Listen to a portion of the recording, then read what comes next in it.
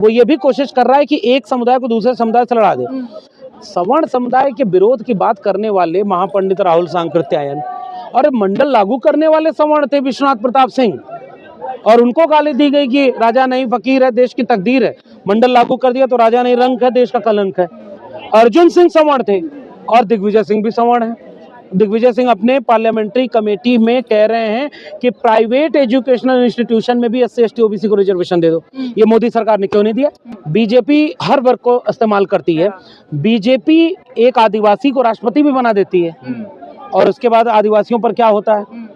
उसके बाद OBC प्रधानमंत्री भी कहते हैं कि मैं OBC हूँ, और उसके बाद OBC की जाति जनगणना नहीं होती। अगर ये अच्छा कानून था तो सरकार में खड़े होकर के वो कहते कि जज साहब इसको रोकिए मत, हमने बनाया है।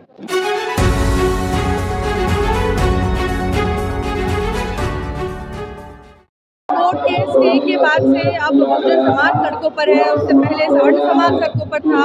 इस एक गाइडलाइन से कहीं ना कहीं जो बांटने का काम था, जिसकी आशंका सवर्ण समाज जता रहा था कि यूनिवर्सिटीज में बच्चों को बांट दिया जाएगा जाति के आधार पर, वो तो हो रहा है।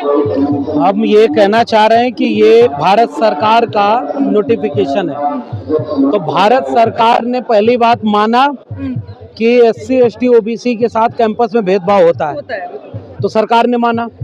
लेकिन सरकार ने एक खेल किया कि जाति जनगणना जैसे मुद्दे पर बहस न हो पाए।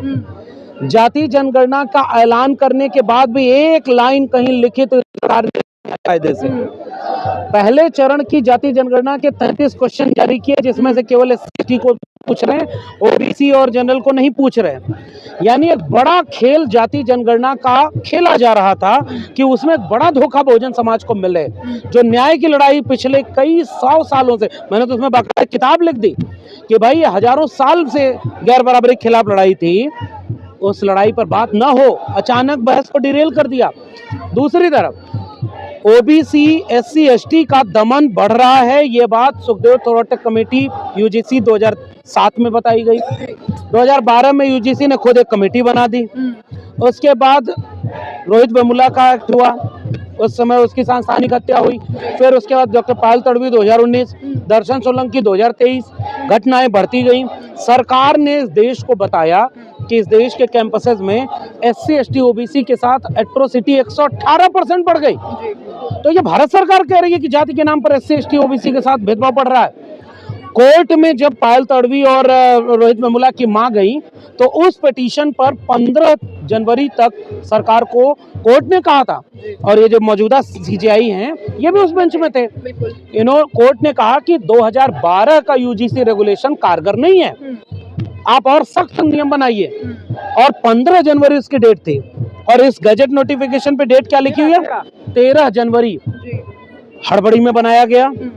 कोर्ट में जाकर के क्योंकि कोर्ट सख्त हो रहा था, पूछ रहा था कि भाई आपने अब तक क्या कदम उठाए ये बताइए। तो ये साजिश रची गई। एक अच्छा दिखने वाला समता समिति का प्रावधान भाजपा की साजिश की भेंट चढ़ गया। पहला उदाहरण मैंने दिया कि जाति जनगणना से मुद्दा भटका दो, क्योंकि अगर जाति जनगणना इस देश में हुई रहती तो आंकड़ों पर बात होती ना, धारणाओं पर नहीं ना होती कि किसके खिलाफ कौन है, कौन विश्वविद्यालय में बैठा है, कौन जुडिशरी में है, कौन मीडिया में है, आंकड़े देश को पता नहीं। अब एक आखिरी बात कि इसकी हड़बड़ी इसलिए भी साबित होती है कि आपने इतना कमजोर नोटिफिकेशन जारी किया कि आपने न तो भेदभाव के प्रकार बताए, न तो कमेटी में कौन होगा उसकी शर्तें बताई, न तो उसके प्रोसीजर को पूरा बताया, ताकि एक तबके को कंफ्यूजन या वो सड़क पे उतरे।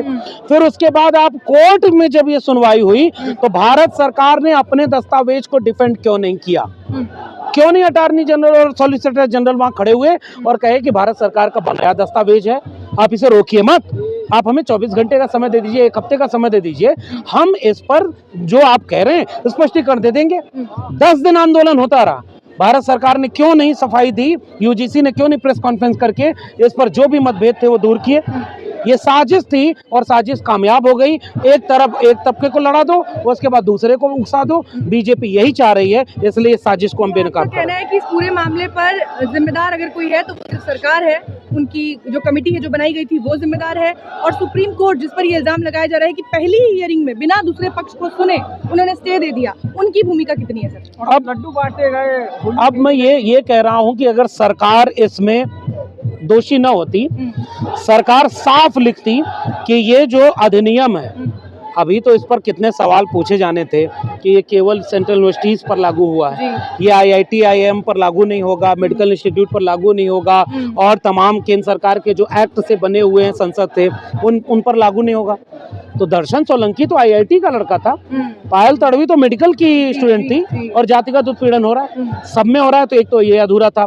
अगर सरकार की मंशा न्याय देने की होती तो अगर उसने जो सुप्रीम कोर्ट में बहस हुई 5वें पॉइंट में भेदभाव में सबको शामिल कर लिया, जाति, धर्म, लिंग, नस्ल, दिव्यांगता, तो तीसरे क्लास में केवल जाति आधारित भेदभाव को लिखा, तो भाई एक क्लास सबके लिए लिख देना चाहिए था ना कि महिला के लिए उत्पीड़न भी होगा तो होगा। और मैं तो एक बात और कह रहा हूं कि ये कितनी बड़ी साजिश रची गई। मैं 14 साल प्रोफेसर रहा दिल्ली यूनिवर्सिटी में। उस साजिश में क्या हुआ कि आपके पूरे विश्वविद्यालय में एक डिसिप्लिनरी कमेटी होती है, हर कैंपस में होती है, एक डिसिप्लिनरी कमेटी होती है, एक प्रोक्टोरियल बोर्ड होता है, एक जो है कंप्लेंट कमेटी होती है। किसी भी विद्यार्थी के साथ कोई भी गड़बड़ होगा तो न्याय मिलेगा, लेकिन फिर भी महिलाओं के लिए एक अलग कमेटी बनती है ना, क्योंकि आप ये मानते हैं कि पुरुषों के वर्चस्व या झुकाव वाली कमेटियों में महिला को न्याय नहीं मिलेगा। तो women cell, equal opportunity cell, और उसके बाद जेंडर सेंसिटिव सेल, ये सारा बनता है ना।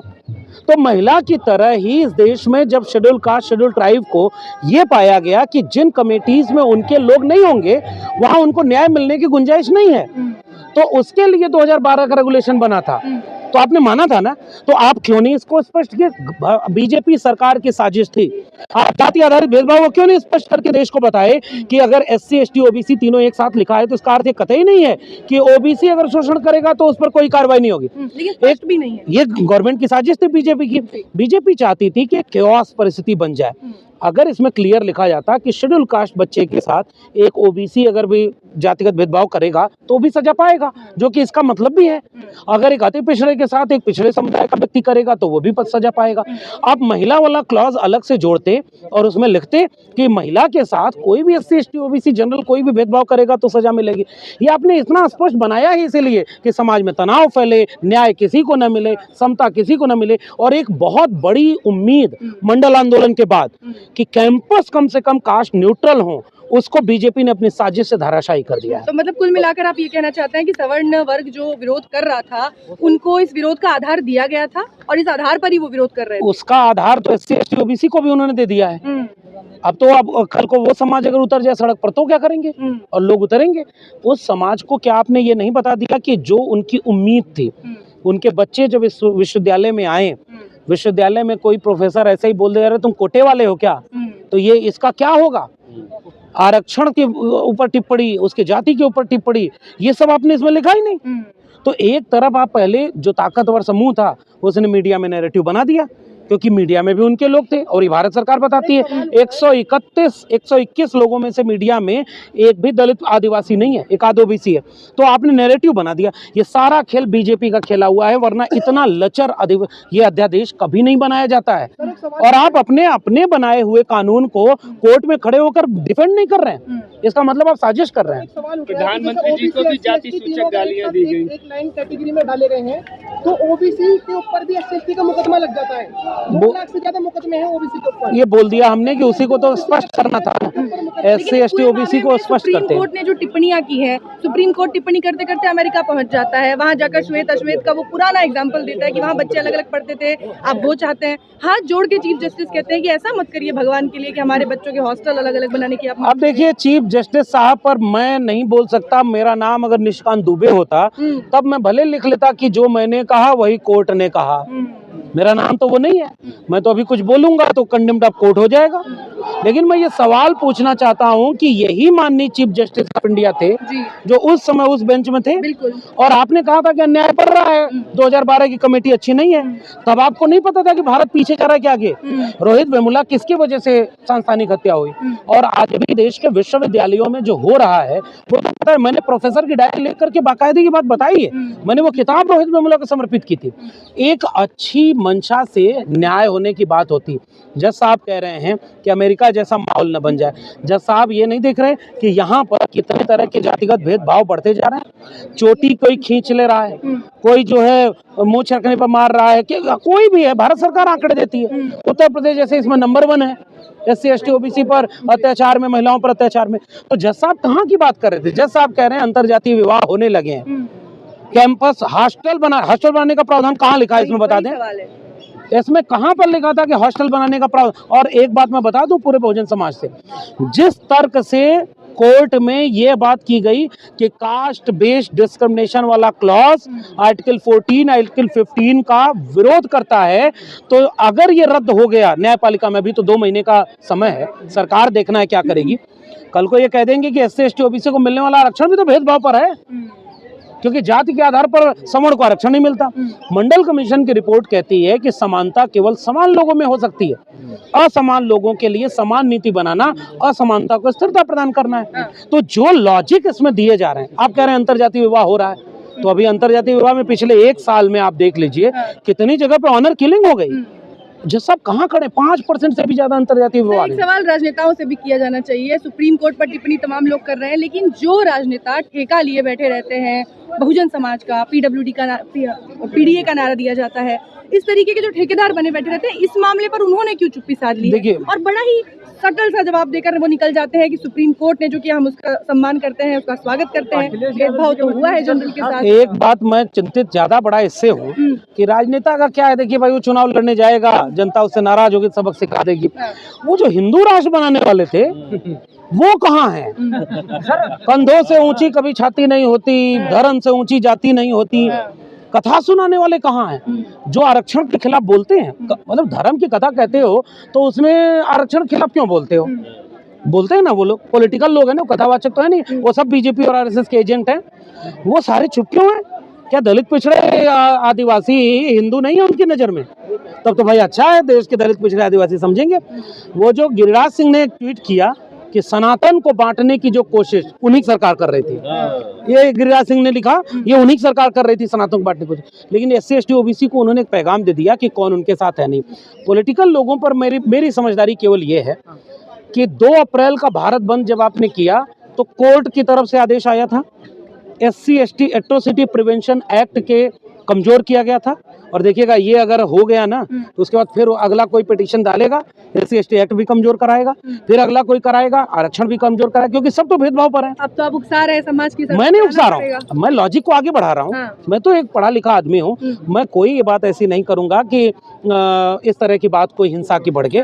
हम लोग संविधान को मानने वाले लोग। मैं क्या एक बात कह दूं कि 2 अप्रैल का भारत बंद जब हुआ तो पॉलिटिकल पार्टियों ने नहीं किया था, और बहुजन समाज उसे शान से कहता है कि हमारे समाज के ऊपर अन्याय अत्याचार हुआ तो हम सड़क पर उतरे।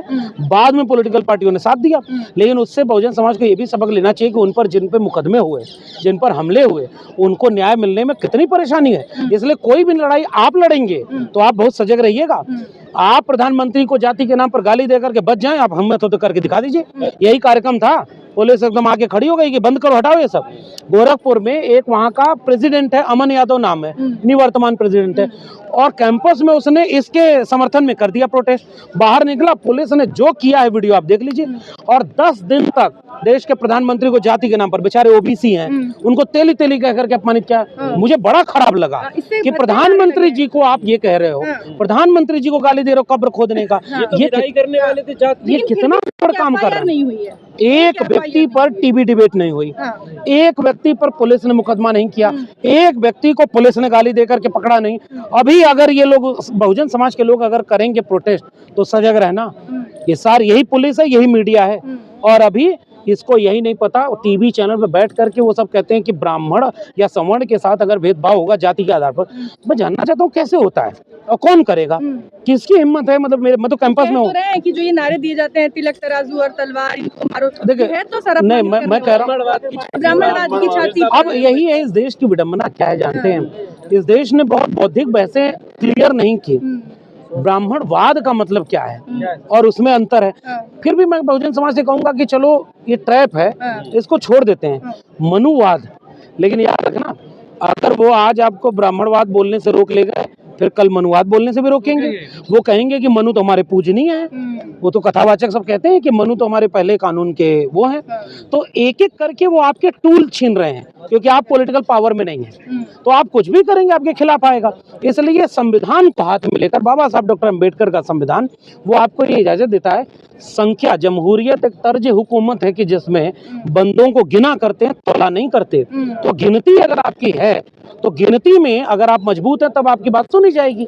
और न्यायप्रिय तरीके से केवल सरकार से पूछिएगा कि जाति जनगणना वाले में कॉलम क्यों नहीं दिया, तुम जाति जनगणना इसीलिए नहीं करा रहे हो। मैंने पूरी किताब लिख करके उनका पोल खोला है। यही सब टीवी पर बैठ कर कहते थे कि अंग्रेजों के आने से जातिवाद बढ़ गया। मैंने सबूत दे करके कहा कि वो 1650 में इस देश में जाति जनगणना हो रही थी, अंग्रेजों के पहले हो रही थी, मौर्य काल में हो रही थी जनगणना, अकबर के काल में हो रही थी जनगणना। ये सब झूठ बोलते हैं, क्योंकि उनको लगता है कि बहुजन समाज तो मेरिट वाला है नहीं। तो ये बीजेपी की साजिश है कि जाति जनगणना पर बात ना हो। और पीछे से देखिएगा, अगर इस सब में उलझाएंगे, अब आपको ये भी बचाना है। अब यही है, वो बच्चा मांग रहा था कि हमको लड्डू चाहिए और उसके पजामे का नाड़ा ढीला कर दिया। अब वो वही पकड़ने बचा है, और जो मिला था वही छूट गया आपसे। बीजेपी इतनी खतरनाक पार्टी है, एक तरफ वो हिंदू बनाने के नाम पर सबको एक करेगी, धर्म के नाम पर लड़ाएगी, फिर जाति के नाम पर लड़ा दी। आप अगर एक बार देश को बताते कि इसमें ईडब्ल्यूएस था, तब कैसे ये सवर्ण विरोधी हो गया। 10 में से 7 मेंबर आपके नॉन SC ST OBC हो सकते हैं। ये बीजेपी ने करवाया है। तो कह रहे हैं कि ईडब्ल्यूएस के खिलाफ भी तो जातिगत भेदभाव हो सकता है। कैसे कहेंगे कि कोटे से आए हो, उनको भी तो कहेंगे कि सुदामा कोटे वाले हो। इस तरीके से उनके साथ भी मैं 14 साल DU में पढ़ाया। एक SC ST OBC बेचारा, उसको PhD में एडमिशन नहीं मिल पाता। तर्क कमजोर है। उसमें जाति के नाम पर नहीं है, तो गरीबी का कोटा है। सुदामा अपमान करने वाला नहीं, मैं उससे सहमत नहीं हूँ, किसी भी तरह से नहीं कहना चाहिए। मैं बड़ा संवैधानिक आदमी हूँ। मैं केवल ये कह रहा हूँ कि जातिगत उत्पीड़न अलग चीज होती है। जातिगत उत्पीड़न की बात इसमें लिखी हुई है ना, क्लॉज लिखा हुआ है कि जाति आधारित भेदभाव, तो जाति आधारित भेदभाव तो नहीं। बाकी के लिए प्रोक्टोरियल बोर्ड बना है, कमेटीज बनी है, आपको वहां न्याय मिलेगा, और इसमें एमिकस क्यूरी है, आप न्याय दे सकते हैं। लेकिन बीजेपी की साजिश बहुत बड़ी है, और इतनी बड़ी साजिश को रोकने के लिए एकजुटता की जरूरत है, बड़ी लड़ाई की जरूरत है, जो संवैधानिक उसूलों पर चल करके जाति जनगणना के मूल सवाल पर लौटे। ऐसा ही दृश्य मंडल आंदोलन के समय था, और मंडल आंदोलन के समय ऐसा ही विरोध हो रहा था। अब देखना यह है कि मंडल वाली ताकतें आज कहाँ खड़ी हैं। ओबीसी था, अब भी सेंटर वर्सेस सवर्ण, ओबीसी वर्सेस सवर्ण है। हर बार ओबीसी रहता है सेंटर में, उसके बाद भी ओबीसी समाज को जब आना होता है आगे, उन्हें समझने की जरूरत होती है, वो कहाँ गायब हो जाता है। असल में बांटा गया, जिन्होंने बांटा उन्होंने जातियों को जातियों से लड़ा दिया, उन्होंने बहुत सारी चीजें उलझा दी हैं। हमारे जैसे लोग एक कोशिश करते हैं कि एक बहुत गंभीर सवाल अगर है तो मुद्दे से भटके ना, क्योंकि टेलीविजन चैनल रोज इसको मुद्दे से भटका रहा है। और दूसरी तरफ वो ये भी कोशिश कर रहा है कि एक समुदाय को दूसरे समुदाय से लड़ा दे। सवर्ण समुदाय के विरोध की बात करने वाले महापंडित राहुल सांकृत्यायन, और मंडल लागू करने वाले सवर्ण थे विश्वनाथ प्रताप सिंह, और उनको गाली दी गई कि राजा नहीं फकीर है, देश की तकदीर है। मंडल लागू कर दिया तो राजा नहीं रंक है, देश का कलंक है। अर्जुन सिंह सवर्ण थे, और दिग्विजय सिंह भी सवर्ण है। दिग्विजय सिंह अपने पार्लियामेंट्री कमेटी में कह रहे हैं कि प्राइवेट एजुकेशनल इंस्टीट्यूशन में भी SC ST OBC को रिजर्वेशन दे दो। ये मोदी सरकार ने क्यों नहीं दिया? लेकिन आप ये डायरेक्टली ये कहना चाह रहे हैं कि OBC का कुछ तबका सीधे तौर पर टूल की तरह इस्तेमाल किया जा रहा है बीजेपी के द्वारा। OBC हर एक वर्ग को टूल की तरह इस्तेमाल करती है। उसे जब आदिवासी को इस्तेमाल, बीजेपी नहीं, हाँ बीजेपी हर वर्ग को इस्तेमाल करती है। बीजेपी एक आदिवासी को राष्ट्रपति भी बना देती है, और उसके बाद आदिवासियों पर क्या होता है, उसके बाद OBC प्रधानमंत्री भी कहते हैं कि मैं OBC हूँ, और उसके बाद OBC की जाति जनगणना नहीं होती। ये गलत है, बीजेपी कुछ भी कर देती है, इल्जाम लगता है। आप लोगों के हित में इतना अच्छा नियम वो लेकर आए, जिसके लिए सवर्णों से गाली खा रहे हैं मोदी जी, फिर भी आप लोगों के मुंह से तारीफ के एक शब्द नहीं निकलते हैं। आप अभी भी उनके खिलाफ बोल रहे हैं। अगर ये अच्छा कानून था तो सरकार में खड़े होकर के वो कहते कि जज साहब इसको रोकिए मत, हमने बनाया है। क्या बोला उन्होंने? सरकार ने बोला तो क्रेडिट सुप्रीम कोर्ट ने लगाई है, क्रेडिट मोदी जी को जा रहा है। नहीं किसका रोकने का? मंत्री जी ने क्रेडिट दिया कि मोदी जी का शुक्रिया अदा करिए। देखिए अब वो करें, जिसको जो करना है करें, मैं उसमें कुछ बोलूंगा नहीं। मेरा कहना ये कि सरकार ने अगर ये बनाया था तो सरकार कोर्ट में अपना पक्ष रखी क्या? जी 10 दिन पूरे सड़क पर प्रधानमंत्री जी को अपमानित करने वाली बात बोली जा रही थी। यूजीसी ने प्रेस कॉन्फ्रेंस की क्या? यूजीसी को बाहर आके बोलना चाहिए था कि इसमें क्लैरिफिकेशन होना चाहिए। तो यही बात है, एक बड़ी लड़ाई लड़ने की जरूरत है और सरकार की साजिश है। जाति जनगणना कराने के बाद ही ये मुद्दा सुलझेगा और मंडल आंदोलन की तरह इस देश के हर एक व्यक्ति को न्याय और समता के पक्ष में खड़ा होना होगा। हम किसी के खिलाफ ये लड़ाई नहीं लड़ रहे हैं, अन्याय और भेदभाव के खिलाफ लड़ रहे हैं। Thank you.